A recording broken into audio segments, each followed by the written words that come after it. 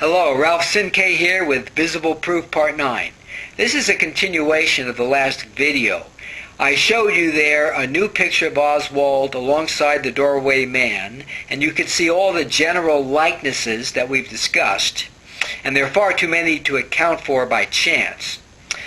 But I also pointed to the very good match between the collar lapels. Well, this time we're going to concentrate on the collar lapels, and I've made two new collages. In the one you see here, we're looking at the right collar lapel of both Oswald and Doorway Man. Now again, I want to say I don't know if it's a formal lapel. I'm calling the part that folds over below the collar a lapel, a little lapel. For some reason, it doesn't roll over as much on this side as it does on the other side.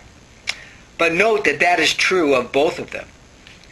Now, I want you to think about what that would mean if Doorway Man were Lovelady. It would mean that by chance, both Oswald and Lovelady wore shirts on the same day that rolled over into a small lapel on the right side and a much larger, wider, longer lapel on the left side. What are the mathematical chances of that? You know, when you think about all the variations there are in clothing and the way it fits and the way it lays, I'd say the odds of that happening are extremely small.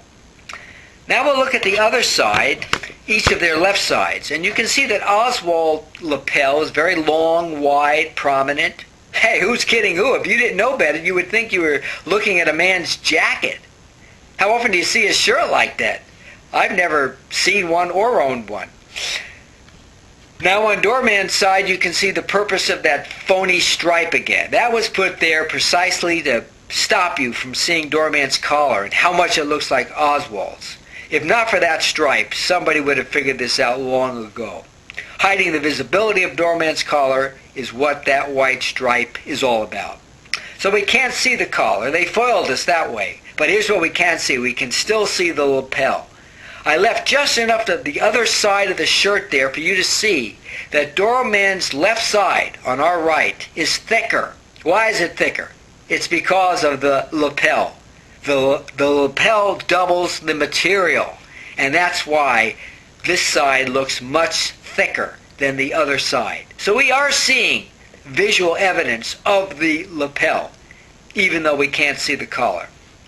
And if you look at Oswald's collar, you can see that it's a very well-developed collar. You can see the notch between the collar and the lapel, and I suspect that you would see it on Doorman the same way if they hadn't covered it. But nevertheless, you do get the sense that that whole side is much more substantial because of the lapel. So we are seeing that both of them have a small, short lapel on their right and a large, long lapel on their left. We're seeing it with our own two eyes. And again, what are the chances that Oswald and Lovelady would both be decked out that way on the same day? You know, two women may own the same dress, and they may both wear it regularly. But what are the chances that they will wear it at the same time and at the same place? You know, I see magazines sometimes where they show stars wearing the same dress. They ask you who wore it better. But they're not usually talking about it happening at the same time in the same place. But we know very well that Lovelady wasn't wearing the same kind of shirt as Oswald that day. Because here it is. Does that look like the same kind of shirt? It's a totally different kind of shirt, made from a totally different material. Look at that big pocket, which is totally missing from Oswald's shirt. Is there any chance that that shirt is going to lay and comport itself exactly like Oswald's? No, of course not. There isn't the slightest chance. They have been lying to us for 48 years and treating us like idiots. I say that because you would have to be an idiot to believe the official story. Please help me spread the word.